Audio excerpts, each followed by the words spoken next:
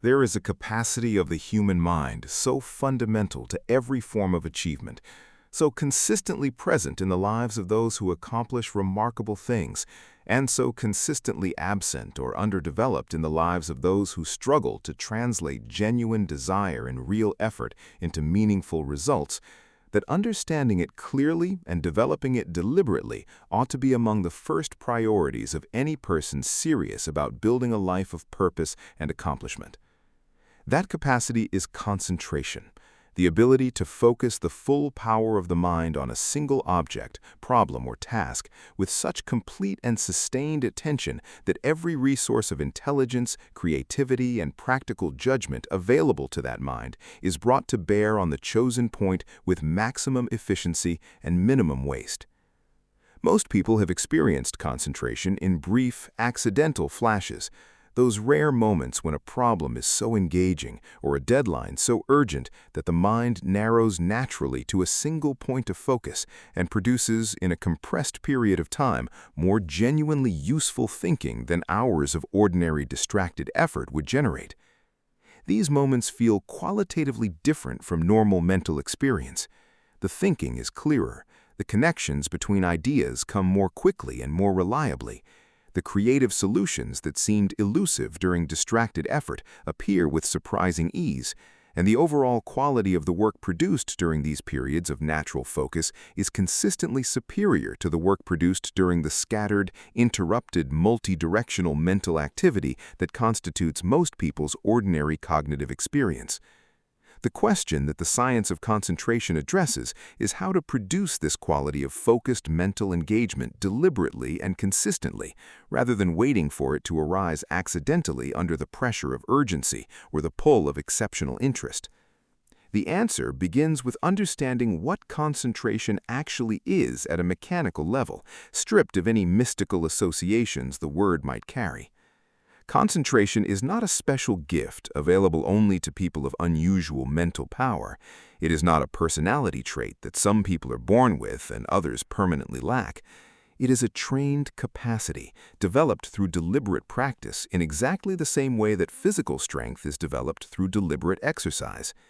The mind that concentrates powerfully has learned to do so through repeated practice of directing and holding attention, in the same way that the body that lifts heavy weights has developed that capacity through repeated practice of progressive physical effort. And just as physical strength, once developed through consistent training, becomes available as a general capacity that enhances performance across a wide range of physical activities, mental concentration, once developed through consistent practice, becomes available as a general capacity that enhances performance across virtually every domain of mental and practical activity. Understanding this training model of concentration, rather than the gift model, has an enormously liberating practical implication. It means that wherever a person currently sits on the spectrum of concentrative ability, from the severely distracted mind that cannot hold a single thought for more than a few seconds before being pulled away by the next arriving stimulus, to the reasonably focused mind that can sustain attention for moderate periods under favorable conditions, genuine improvement is available through the right kind of deliberate practice, applied consistently across sufficient time. The ceiling on concentrative development is determined not by innate capacity, but by the consistency and quality of the practice applied to developing it, which means it is far higher for most people than their current experience of their own mental focus would suggest. The first practical step toward developing genuine concentration is understanding what it is actually competing against, because in the modern environment, the forces working against sustained mental focus are more numerous, more powerful, and more deliberately engineered than at any previous point in human history. The human attention system evolved in an environment where genuine novelty was rare and genuinely demanded attention, because it typically signaled either opportunity or threat. In that environment, the automatic orienting response, the instinctive turning of attention toward anything new or unexpected, was a highly adaptive feature that kept our ancestors appropriately alert to a changing environment. In the modern environment, where novelty is manufactured and delivered in an essentially continuous stream by the devices most people carry with them every waking hour, This same automatic orienting response becomes a severe liability, continuously pulling attention away from whatever has been deliberately chosen as the focus of effort and redirecting it toward the latest arriving piece of manufactured novelty. The practical consequence of this continuous attention capture is visible in the epidemic of shallow thinking, poor decision-making, and creative stagnation that characterizes the mental life of most people in the modern world. Not because those people lack intelligence or genuine desire to think well, but because their attention has been so thoroughly colonized by the architecture of distraction that the sustained, deep, focused engagement that produces genuine insight and excellent work has become genuinely difficult to access. Recovering the capacity for deep concentration in this environment is not merely a productivity strategy, it is an act of genuine mental self-defense against forces specifically designed to prevent it, and it requires a level of deliberate environmental management and intentional practice that most people have never been taught to apply. The beginning of this recovery involves what might be called the practice of single-tasking, the deliberate choice to engage with one thing at a time with full attention rather than attempting to maintain simultaneous awareness of multiple tasks, conversations, and streams of information. Multitasking as a cognitive strategy has been thoroughly discredited by research demonstrating that the human brain does not actually perform multiple cognitive tasks. It switches rapidly between tasks, and each switch carries a cost in terms of the time and mental energy required to re-establish the focused engagement that was interrupted. Frequent task switching, rather than producing efficient parallel processing, actually produces a chronic state of partial attention in which no single task ever receives the quality of focused engagement that would allow it to be performed at the level of genuine excellence. Beginning the practice of deliberate single-tasking typically reveals, with uncomfortable clarity, how thoroughly the habit of divided attention has been established. Most people attempting to focus on a single task for even 15 or 20 minutes without checking their phone, responding to an incoming notification, or allowing their mind to wander to an unrelated concern find this far more difficult than they expected, not because their will is weak, but because the neural pathways supporting sustained single focus have been weakened by years of habitual multitasking, while the pathways supporting constant attention switching have been strengthened by the same years of daily practice. The good news is that neural pathways respond to training in both directions, and the consistent practice of deliberate single-tasking begins rebuilding the capacity for sustained focus within a time frame that most people find encouraging, typically producing noticeable improvement within a few weeks of consistent daily practice. As we move deeper into the mechanics and the practice of developing genuine concentrative power, we will examine the specific mental exercises that most effectively build this capacity, the role of physical conditions in supporting or undermining the quality of mental focus, and the particular application of concentrated thought to the pursuit of worthy goals in a way that produces results dramatically superior to those generated by the same amount of effort applied in the unfocused, scattered, distracted manner that most people bring to even their most important work. The development of genuine concentrative power requires more than the simple intention to focus more carefully. It requires a systematic understanding of the specific mental habits and physical conditions that either support or undermine the capacity for sustained attention, combined with a practical program of deliberate exercise designed to progressively strengthen the mind's ability to hold its chosen point of focus with increasing stability and depth. Just as a physical training program must be understood at the level of specific exercises applied to specific muscle groups in a specific sequence and with appropriate progressive challenge, a mental training program for concentration must be understood at the level of specific practices applied to specific aspects of the attention system in a way that produces genuine and measurable development rather than merely the feeling of effort without the substance of progress. The first and most foundational of these specific practices involves what might be called attention anchoring, the deliberate choice of a single specific object of attention and the sustained effort to keep the mind returning to that object whenever it wanders, which it will do with remarkable frequency in the early stages of practice.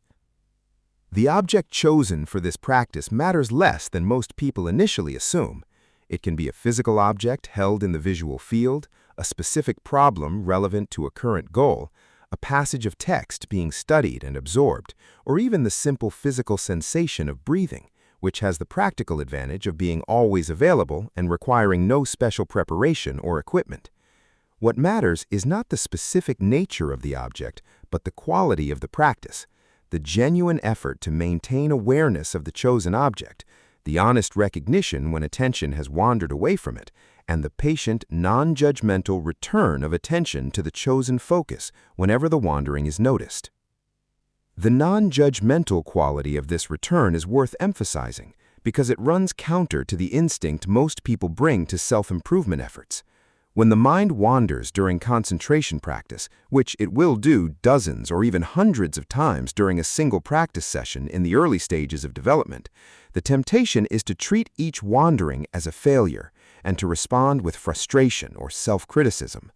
This response is counterproductive for several reasons. First, the wandering of attention is not a failure of the practice, but an essential component of it, because it is precisely the act of noticing the wandering and returning attention to the chosen focus that constitutes the actual exercise, the mental equivalent of the lifting movement in physical training. A practice session in which attention never wandered would provide no exercise at all.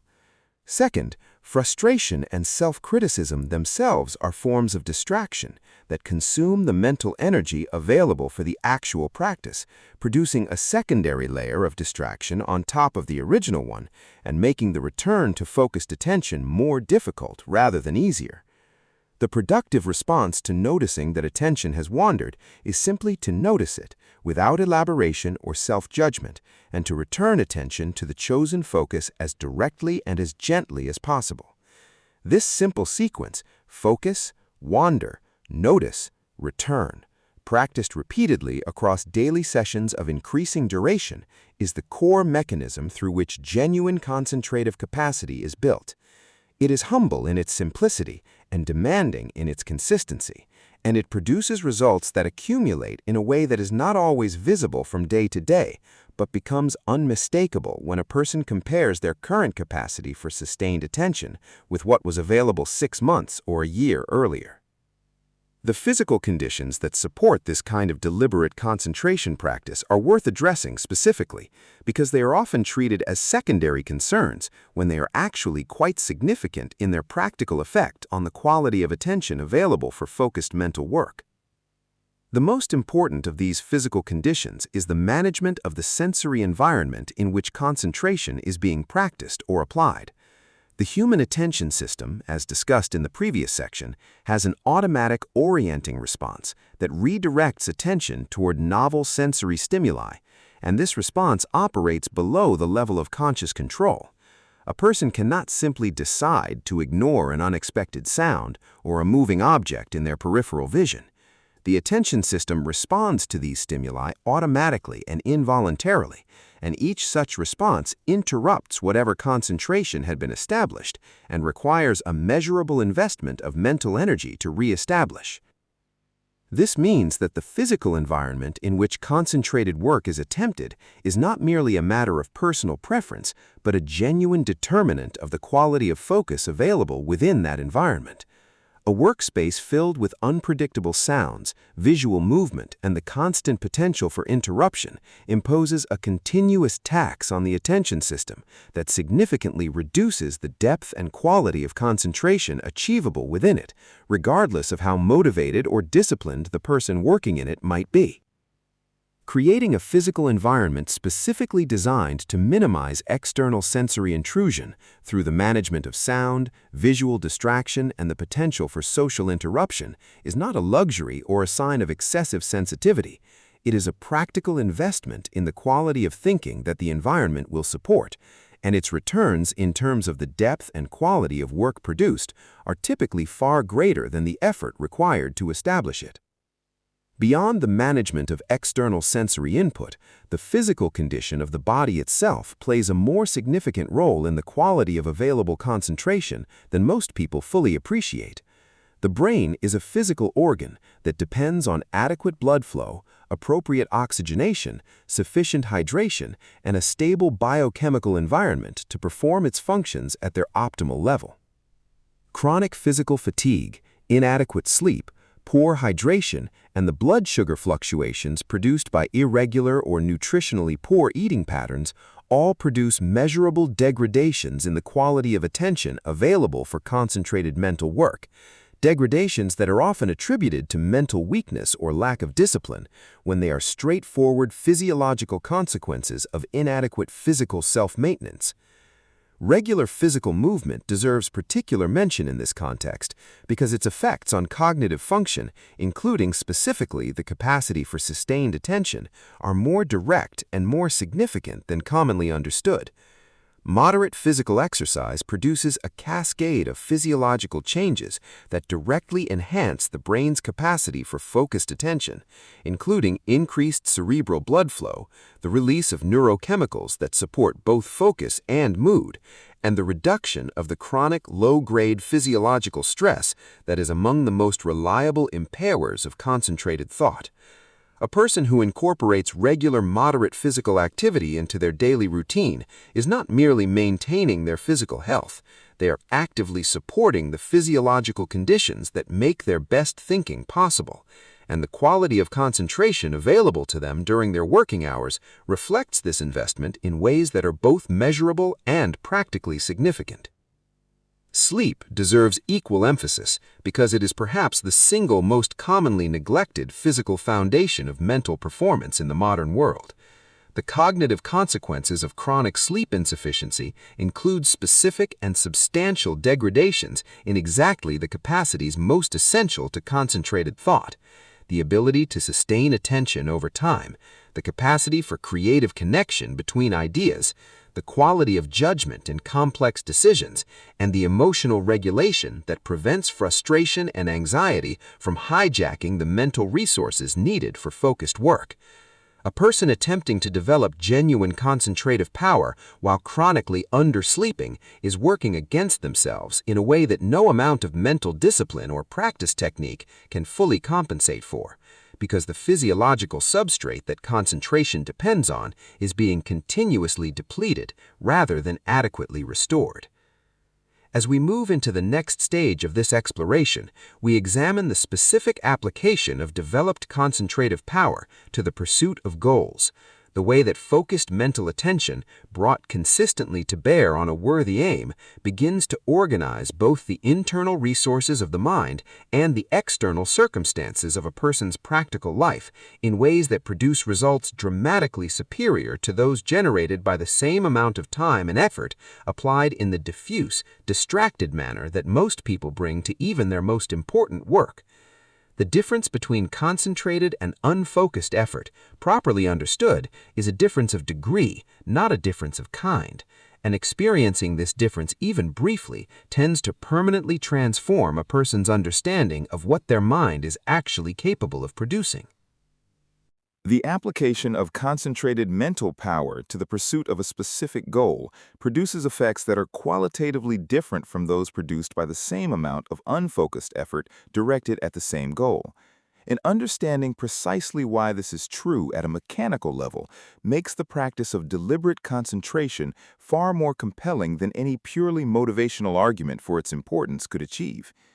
When a person brings genuinely concentrated attention to a problem or goal, several things happen simultaneously that simply do not occur during ordinary distracted engagement. The mind begins making connections between relevant pieces of information that scattered attention would never have assembled. Creative solutions that were genuinely invisible during unfocused thinking begin to surface with surprising reliability. The quality of judgment applied to decisions improves measurably because the full evaluative capacity of the mind is present and engaged rather than partially occupied with the dozen other concerns that normally compete for attention. And the overall quality of the work produced during genuinely concentrated effort tends to be superior to the work produced during distracted effort by a margin that consistently exceeds what most people would predict based on their prior experience of their own capabilities. This last point deserves particular emphasis because it addresses one of the most common and most limiting misconceptions people carry about their own intellectual capacity. Most people, reflecting on their past performance across various domains of mental work, form an estimate of their capability that is based primarily on the quality of work they produced under ordinary conditions of partial attention and frequent distraction. This estimate systematically underestimates genuine capability because it is drawn from a sample of performance that was consistently operating well below the level that the same mind produces under conditions of genuine concentrated engagement. The person who believes they are not particularly creative, not especially analytical, or not capable of the level of insight that their goals require, has typically formed this belief based on the quality of thinking produced during distracted effort, which is a genuinely poor representation of what the same mind is capable of producing when its full power is brought to bear through genuine concentration.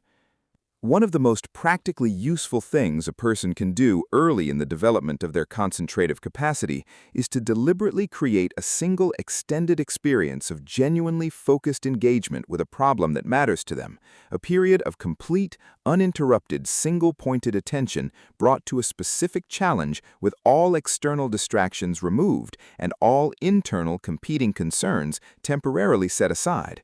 and then to observe carefully the quality of thinking that this kind of concentrated engagement produces compared to their ordinary experience of thinking about the same problem. This single experience, if the concentration is genuine rather than merely intended, tends to produce a level of insight, creative connection, and clarity of understanding that surprises most people, not because anything magical has occurred, but because they have, perhaps for the first time, experienced what their mind actually produces when its full capacity is genuinely engaged rather than partially deployed. The extension of this principle to the systematic pursuit of a significant goal involves what might be called concentrated goal engagement, the practice of bringing deliberate, sustained, single-pointed mental attention to a specific goal on a daily basis for a defined period of uninterrupted time with the explicit intention of thinking about that goal at the deepest level of creative and analytical engagement the current state of concentrative development allows. This practice is distinct from the more passive practice of visualization or affirmation, which involves holding an image or a statement in mind without necessarily engaging the full analytical and creative capacity of the mind with it. Concentrated goal engagement is an active, effortful process of genuinely thinking about the goal, its current status, the obstacles currently standing between the present situation and the desired outcome, the possible approaches to those obstacles that have not yet been fully explored, the specific next actions that would most effectively advance the goal, and the resources, relationships, and knowledge that would most usefully support those actions. The consistent daily practice of this kind of concentrated goal engagement produces a compounding effect on the quality of thinking available for the pursuit of the goal that is difficult to fully appreciate without experiencing it. Each session of genuine, concentrated engagement with the goal tends to produce at least one insight, connection, or creative idea that was not available before the session began, simply because the quality of attention brought to the goal during concentrated engagement is sufficient to surface connections and possibilities that ordinary distracted thinking consistently misses. These insights accumulate across daily sessions in a way that gradually builds a qualitatively richer and more nuanced understanding of the goal, the path toward it, and the specific actions most likely to produce meaningful progress. And this richer understanding expresses itself in the quality of practical decisions and actions taken outside the practice sessions in ways that progressively improve the overall effectiveness of the effort being applied to the goal. There is a specific dimension of concentrated thinking that deserves focused attention because it is among the most practically powerful and most consistently underdeveloped capacities in the mental toolkit of most people. The ability to concentrate on a single problem with sufficient depth and patience to think it all the way through to a genuine conclusion, rather than stopping at the first plausible seeming answer and moving on. Most people, when they encounter a problem, engage with it briefly, arrive at a first approximation of an answer, and then treat that first approximation as sufficient and move their attention elsewhere. This habit of shallow problem engagement produces answers that are adequate in the sense of being better than no answer at all, but that are systematically inferior to the answers that would be available if the same problem were engaged with the sustained, patient concentration required to think through its full complexity, examine its various dimensions, consider the implications of multiple possible solutions, and arrive at a conclusion that reflects genuine depth of engagement rather than the speed of initial impression. Developing the habit of thinking problems all the way through, of refusing to accept a first approximation as a final answer when the quality of the decision justifies the investment of deeper thought, is one of the most immediately practical applications of developing concentrative capacity. It produces measurable improvements in decision quality across virtually every domain of life, from professional strategy to financial planning to the navigation of complex interpersonal situations, because the decisions made through deep, concentrated engagement with a problem are consistently better calibrated to the actual complexity of the situation than those made through the shallow, quick engagement that distracted thinking produces. This role of written thinking in supporting this kind of deep problem engagement is worth addressing specifically because it is among the most powerful and most underutilized tools for enhancing the quality of concentrated thought available. Writing forces the mind to slow down to the pace at which clear thought can be expressed in language, which is substantially slower than the pace at which vague, partially formed thoughts race through the mind during ordinary internal reflection. This slowing down has a clarifying effect on the quality of thinking because it requires the mind to actually complete each thought rather than moving on to the next one while the previous one remains only partially formed. It also creates a visible record of the thinking that has been done, which allows a person to review, evaluate, and build on previous thinking in a way that purely internal reflection does not support. The practice of thinking on paper, of working through important problems and decisions by writing out the relevant considerations, the possible approaches, the implications of each approach, and the reasoning behind the conclusions reached, is among the most reliable methods available for bringing the benefits of concentrated thought to bear on the practical challenges of pursuing significant goals. People who develop this habit consistently report that the quality of their decisions improves noticeably, that problems that seemed intractable during ordinary internal reflection yield to solutions during concentrated written engagement, and that the overall clarity of their thinking about their goals and the path toward them increases in ways that produce tangible improvements in the effectiveness of their practical efforts.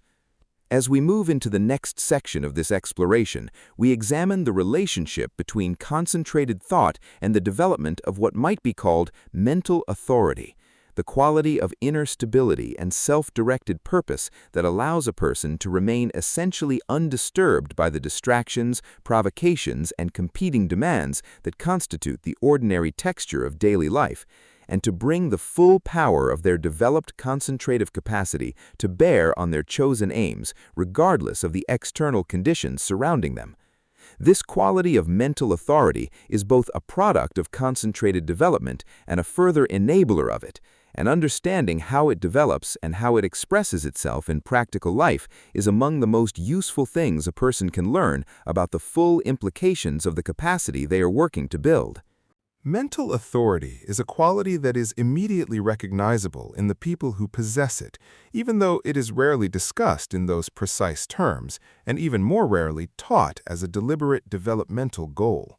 It is the quality of settled, self-directed inner stability that allows a person to move through the varied and often turbulent texture of daily life without being significantly deflected from their chosen direction by the moods, opinions, provocations, and competing demands that continuously press against the boundaries of attention and intention. The person who has developed genuine mental authority does not appear rigid or disconnected from the social world around them. They are typically warm, engaged, and genuinely responsive to others. But beneath this responsive outer engagement sits a stable inner core that remains essentially undisturbed by the fluctuations of circumstance and the pressures of external demand. A center of gravity that continuously pulls behavior back toward the chosen direction whenever the forces of distraction or provocation attempt to pull it away. This quality of mental authority is both a product of developed concentrative capacity and a further enabler of it, and the relationship between them is mutually reinforcing in a way that produces compounding development over time. As a person develops greater capacity for sustained concentration through deliberate practice, they simultaneously develop greater ability to choose where their attention goes and to maintain that choice against the competing pull of distractions and impulses. This greater capacity for directed attention produces a corresponding increase in the sense of inner agency, the experience of being the author of one's own mental life rather than a passive recipient of whatever thoughts and feelings happen to arrive.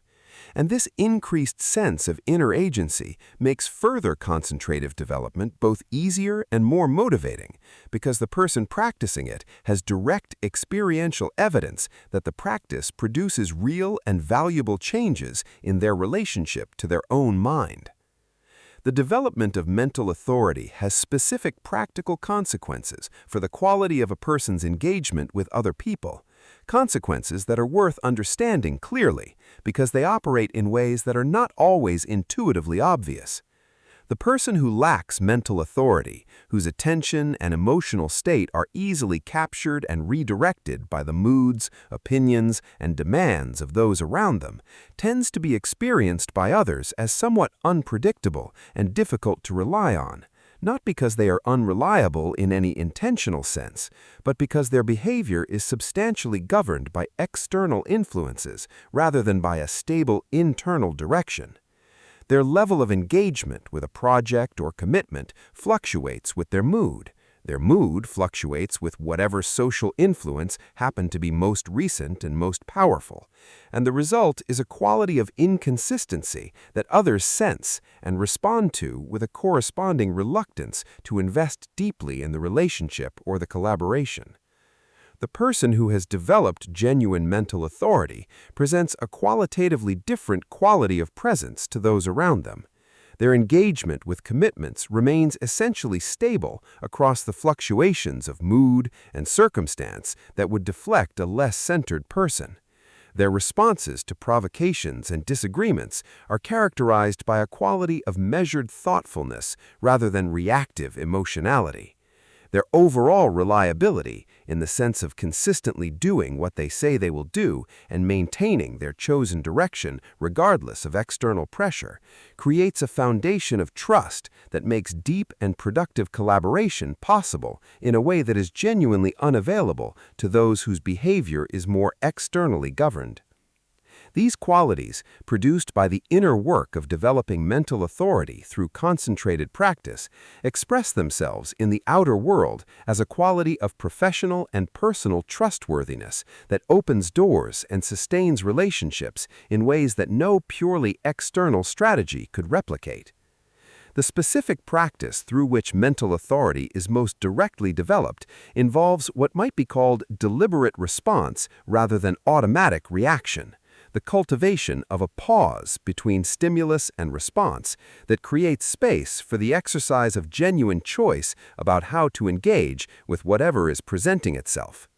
Most people in ordinary daily life move through a continuous sequence of automatic reactions to incoming stimuli, responding to each provocation, demand, or distraction with whatever habitual pattern of response has been established through years of repeated experience in similar situations. These automatic responses are fast and effortless, which make them feel natural and appropriate, but they are often poorly calibrated to the actual demands of the situation because they bypass the quality of deliberate thought that would produce a genuinely considered response rather than a merely habitual one.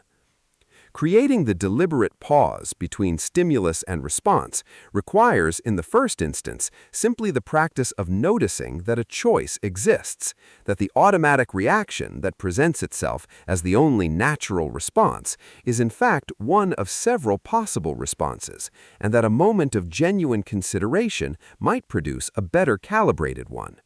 This noticing is itself a form of concentration, a brief but genuine act of directed attention applied to the internal process of response formation rather than to an external object or problem.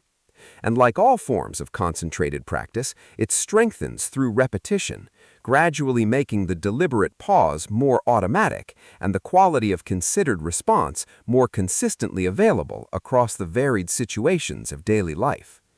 The application of this deliberate response practice to the specific challenge of maintaining concentration in the face of distraction is particularly valuable. When a distraction presents itself during a period of concentrated work, the automatic reaction for most people is to respond to it immediately, either by directly engaging with it or by spending significant mental energy suppressing the impulse to engage with it, both of which interrupt the concentration that was established and require a measurable investment of mental energy to re-establish. This deliberate alternative involves simply noticing the distraction, acknowledging its presence without engaging with it, and returning attention to the chosen focus with the same gentle, non-judgmental quality described in the context of formal concentration practice. This practiced response to distraction, applied consistently across the working day, gradually reduces the power that distractions have to capture attention involuntarily, not by eliminating the automatic orienting response entirely, but by inserting a practiced moment of deliberate choice between the stimulus of the distraction and the response of engaging with it. There is a dimension of mental authority that extends beyond the management of attention and response into the domain of what might be called inner speech, the continuous internal commentary that most people maintain about themselves, their circumstances, their capabilities, and the likely outcomes of their efforts. This inner speech operates largely below the level of conscious awareness for most people, presenting itself not as a running commentary that they are choosing to maintain, but as a simple description of reality that they are passively observing. The person who habitually tells themselves, in the privacy of their own mind, that they are easily distracted, that sustained concentration is beyond their capability, that they always lose focus at the critical moment, is not merely describing a pre-existing reality. They are actively constructing and reinforcing a reality through the sustained power of self-directed concentrated suggestion. Developing mental authority over this inner speech involves first bringing it to conscious awareness with sufficient clarity to recognize it as a form of self-directed concentrated thought, rather than a neutral description of fixed reality. This recognition is itself a significant step, because inner speech that has been identified as a construction rather than accepted as a description can be evaluated, challenged, and deliberately redirected in ways that inner speech accepted as mere reality cannot. The redirected inner speech does not need to be unrealistically positive or dishonestly cheerful. It needs only to be more accurate than the habitual negative commentary it is replacing, more genuinely reflective of the actual evidence about the person's capabilities and the actual possibilities available to them, and more consistently oriented toward the direction they have chosen rather than the limitations they fear. As we move into the next stage of this exploration, we examine the relationship between concentrated mental power and the specific domain of creative thinking, and why the capacity for genuine creative insight, so often treated as a mysterious gift distributed arbitrarily among the population, is in fact far more directly connected to the depth and quality of concentrative engagement with a problem than any innate creative talent that a person either possesses or permanently lacks. Understanding this connection transforms both the way a person thinks about their own creative capacity and the way they approach the specific challenge of generating genuinely original solutions to the problems that stand between their current circumstances and their intended goals. Creative thinking is one of the most consistently misunderstood capacities in the entire repertoire of human mental functioning, and the misunderstanding is consequential because it leads most people to either overestimate the role of innate talent in creative production or to wait passively for inspiration to arrive, rather than cultivating the specific mental conditions that make genuine creative insight reliably available. The popular image of creativity is one of sudden, unpredictable illumination arriving without warning in the minds of specially gifted individuals, a flash of inspiration that cannot be deliberately summoned and whose arrival is as mysterious as its absence.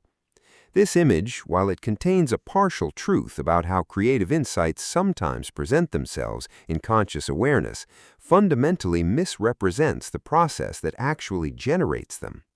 And the misrepresentation has the practical consequence of making most people significantly less creative than they are actually capable of being. The partial truth in the popular image is that genuinely creative insights do often arrive in consciousness in a sudden, unexpected way, appearing during a walk or a shower, or the quiet transition into sleep, rather than during the deliberate, effortful engagement with the problem that preceded them. This pattern of sudden arrival is real and has been reported consistently enough across different people, different domains, and different historical periods to be treated as a genuine feature of how creative insight works, rather than as a coincidental anomaly. But what the popular image leaves out, and what makes all the difference in understanding creativity as a cultivatable capacity rather than a mysterious gift, is what happens before the sudden arrival of the insight, in the period of deliberate, concentrated engagement with the problem that prepares the conditions for the insight to emerge. Creative insight, in the overwhelming majority of cases where it produces genuinely valuable results, rather than merely novel but impractical ideas, is preceded by a period of sustained, concentrated engagement with a specific problem that loads the mind with the relevant information, constraints, and half-formed connections that the eventual insight will organize into a coherent and useful solution. The person who receives a sudden creative insight about a problem they have never previously thought about carefully is an extremely rare exception in the actual record of creative achievement. The far more common and far more reliably reproducible pattern involves a person who has spent extended, concentrated time engaging deeply with a specific problem, who has accumulated a thorough and nuanced understanding of its dimensions and constraints, and who then experiences the creative synthesis of that accumulated material in the form of a sudden insight that feels unpredicted, but is actually the product of the concentrated preparation that preceded it. This understanding transforms the practical approach to creative thinking from a passive waiting for inspiration to an active cultivation of the mental conditions that make genuine creative insight reliably available. The cultivation involves 3 distinct phases that work together to produce creative results with a consistency that the passive approach to creativity cannot match. The first phase is what might be called concentrated loading, the deliberate, sustained engagement with a specific problem or creative challenge that fills the mind with the relevant material in sufficient depth and detail to provide the raw ingredients for a genuinely creative synthesis. This phase requires the kind of deep, patient, single-pointed concentration described in the earlier sections of this exploration, applied specifically to the creative challenge at hand and maintained long enough to develop a genuinely thorough understanding of the problem, rather than stopping at a superficial familiarity with its surface features. The second phase is deliberate release, the intentional setting aside of the problem after the concentrated loading phase has been completed, allowing the mind to engage with something entirely different, ideally something physically active or sensory and pleasantly absorbing, while the deeper layers of mental processing continue working with the loaded material below the level of conscious awareness. This phase is the one most consistent with the popular image of creative insight, since it is during this period of apparent non-engagement that the sudden illumination is most likely to arrive. But its effectiveness is entirely dependent on the quality of the concentrated loading that preceded it, because the deeper mental processing that occurs during the release phase can only work with the material that the loading phase provided. A mind that has engaged superficially with a problem provides the background processing with insufficient material to produce a genuinely creative synthesis, while a mind that has engaged deeply and thoroughly provides it with the rich, densely connected material from which truly creative insights are constructed. This understanding transforms the practical approach to creative thinking from a passive waiting for inspiration to an active cultivation of the mental conditions that make genuine creative insight reliably available. The cultivation involves three distinct phases that work together to produce creative results with a consistency that the passive approach to creativity cannot match. The first phase is what might be called concentrated loading, the deliberate, sustained engagement with a specific problem or creative challenge that fills the mind with the relevant material in sufficient depth and detail to provide the raw ingredients for a genuinely creative synthesis. This phase requires the kind of deep, patient, single-pointed concentration described in the earlier sections of this exploration, applied specifically to the creative challenge at hand and maintained long enough to develop a genuinely thorough understanding of the problem, rather than stopping at a superficial familiarity with its surface features. The second phase is deliberate release, the intentional setting aside of the problem after the concentrated loading phase has been completed, allowing the mind to engage with something entirely different, ideally something physically active or sensory and pleasantly absorbing, while the deeper layers of mental processing continue working with the loaded material below the level of conscious awareness. This phase is the one most consistent with the popular image of creative insight, since it is during this period of apparent non-engagement that the sudden illumination is most likely to arrive. But its effectiveness is entirely dependent on the quality of the concentrated loading that preceded it, because the deeper mental processing that occurs during the release phase can only work with the material that the loading phase provided. A mind that has engaged superficially with a problem provides the background processing with insufficient material to produce a genuinely creative synthesis, while a mind that has engaged deeply and thoroughly provides it with the rich, densely connected material from which truly creative insights are constructed. This understanding transforms the practical approach to creative thinking from a passive waiting for inspiration to an active cultivation of the mental conditions that make genuine creative insight reliably available. The cultivation involves three distinct phases that work together to produce creative results with a consistency that the passive approach to creativity cannot match. The first phase is what might be called concentrated loading, the deliberate, sustained engagement with a specific problem or creative challenge that fills the mind with the relevant material in sufficient depth and detail to provide the raw ingredients for a genuinely creative synthesis.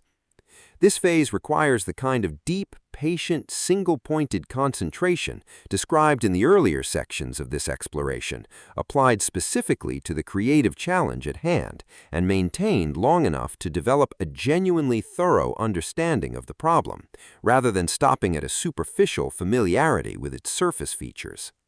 The second phase is deliberate release, the intentional setting aside of the problem after the concentrated loading phase has been completed, allowing a mind to engage with something entirely different, ideally something physically active or sensory and pleasantly absorbing, while the deeper layers of mental processing continue working with the loaded material below the level of conscious awareness. This phase is the one most consistent with the popular image of creative insight, since it is during this period of apparent non-engagement that the sudden illumination is most likely to arrive. But its effectiveness is entirely dependent on the quality of the concentrated loading that preceded it, because the deeper mental processing that occurs during the release phase can only work with the material that the loading phase provided. A mind that has engaged superficially with a problem provides the background processing with insufficient material to produce a genuinely creative synthesis, while a mind that has engaged deeply and thoroughly provides it with the rich, densely connected material from which truly creative insights are constructed. This understanding transforms the practical approach to creative thinking from a passive waiting for inspiration to an active cultivation of the mental conditions that make genuine creative insight reliably available. The cultivation involves three distinct phases that work together to produce creative results with a consistency that the passive approach to creativity cannot match. The first phase is what might be called concentrated loading, the deliberate, sustained engagement with a specific problem or creative challenge that fills the mind with the relevant material in sufficient depth and detail to provide the raw ingredients for a genuinely creative synthesis. This phase requires the kind of deep, patient, single-pointed concentration described in the earlier sections of this exploration, applied specifically to the creative challenge at hand and maintained long enough to develop a genuinely thorough understanding of the problem, rather than stopping at a superficial familiarity with its. The daily life of a person who has genuinely developed the integrated capacities of deep concentration, mental authority, and disciplined creative thinking looks, from the outside, deceptively ordinary. There are no dramatic, visible markers that distinguish it from the daily life of someone who has not done this inner work. No special costume, no unusual ritual, no immediately apparent behavioral eccentricity that announces the presence of a significantly developed mind. What distinguishes it is visible primarily in the quality of engagement brought to ordinary activities, the texture of attention applied to conversations, the depth of thinking brought to decisions, the steadiness of direction maintained through the fluctuations of circumstance and mood, and the consistent productivity of effort directed at meaningful goals. These qualities are real, and their practical consequences are significant, but they express themselves gradually and cumulatively rather than dramatically and immediately, which is why the development of concentration and mental authority tends to produce its most impressive results over extended time frames rather than in the short bursts that most people use to evaluate whether a practice is worth continuing. The structure of a day organized around the development and application of genuine concentrative power tends to reflect several consistent features regardless of the specific domain in which it is being applied.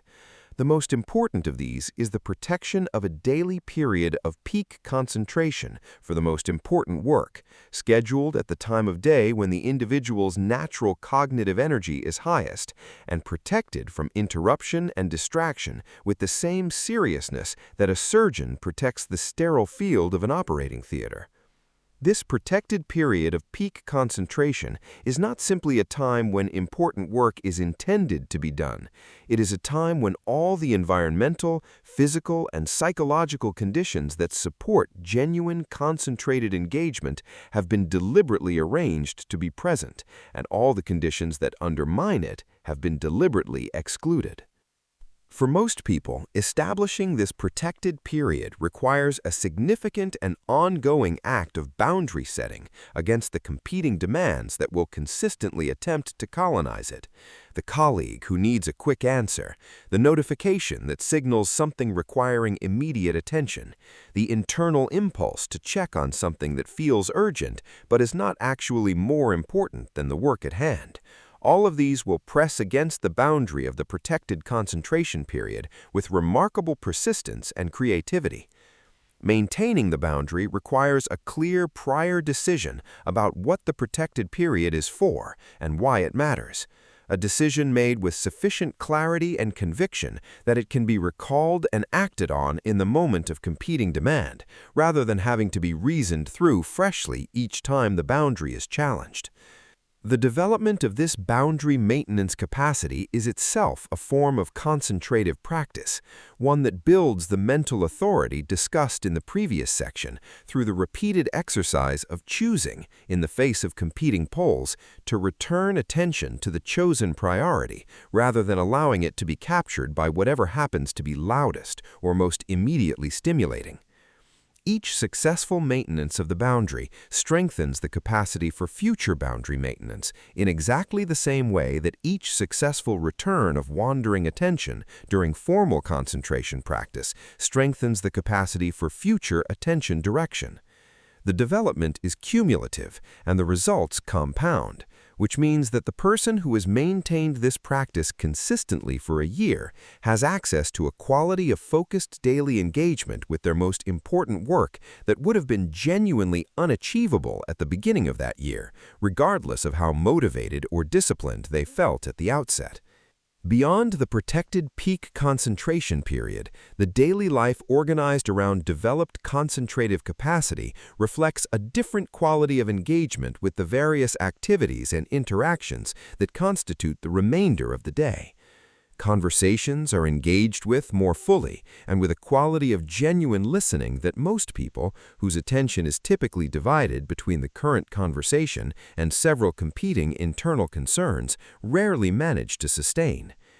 Problems are addressed with a willingness to think them through completely rather than settling for the first available approximation of a solution. Decisions are made with a quality of deliberate consideration that reflects the value of what is being decided rather than the urgency of moving on to the next thing. And the transitions between different activities are managed with a degree of intentionality that prevents the scattered, reactive quality of engagement that characterizes a day lived entirely at the mercy of external demand. There is a specific practice worth describing that integrates all of the developed capacities explored throughout this journey into a coherent daily discipline applicable to the pursuit of any significant goal.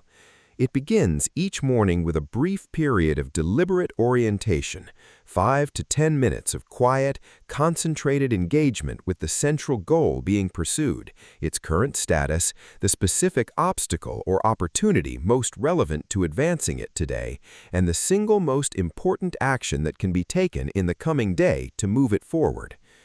This morning orientation is not a motivational ritual or an affirmation practice. It is a practical act of concentrated planning that sets the directional context for the day's effort and ensures that the most important work receives deliberate attention rather than being continuously deferred in favor of whatever reactive demand happens to be most insistent.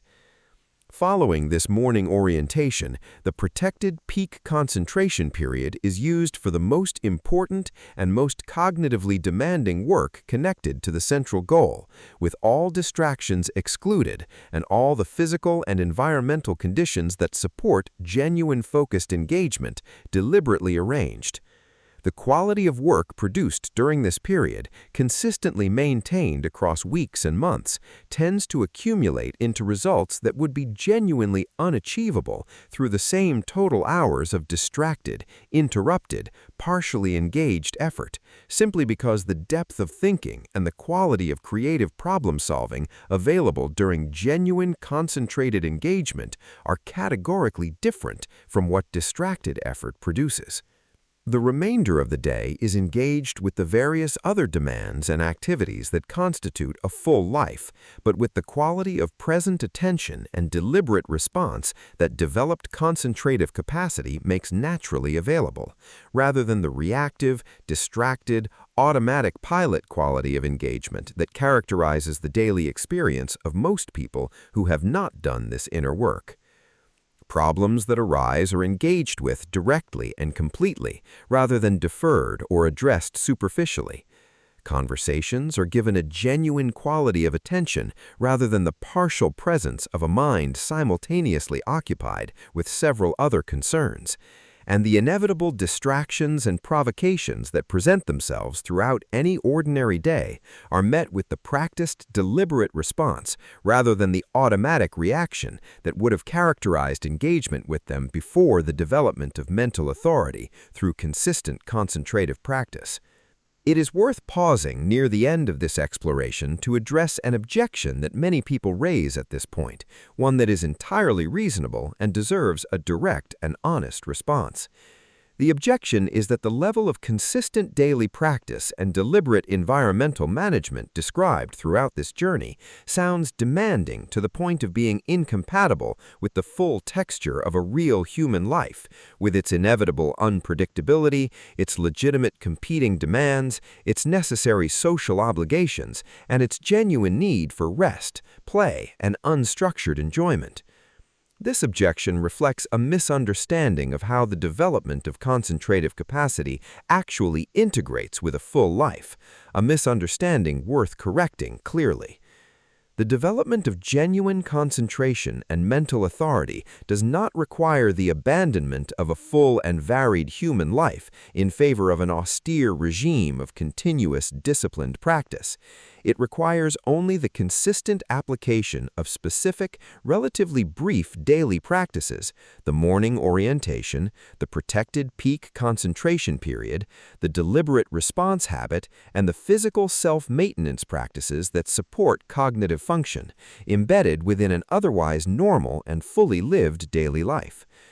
The total time required for these practices is modest, typically 1 to 2 hours daily, and the quality of life produced by their consistent application through the improved clarity of thinking, the greater effectiveness of effort, the deeper quality of engagement with work and relationships, and the increased sense of inner authority and purposeful direction tends to be substantially richer and more satisfying than the life lived without them, rather than more constrained or more impoverished. The final truth worth stating as this exploration draws to its close is one that cannot be adequately conveyed through description alone, and is only fully understood through the direct experience of genuine, concentrated, and directed engagement maintained consistently across sufficient time. The development of the power of concentration, fully developed and wisely applied, among the most practically transformative capacities available to any human being willing to begin the practice today with whatever concentrative capacity currently exists, and to continue it with patience and consistency across the days and months and years through which genuine development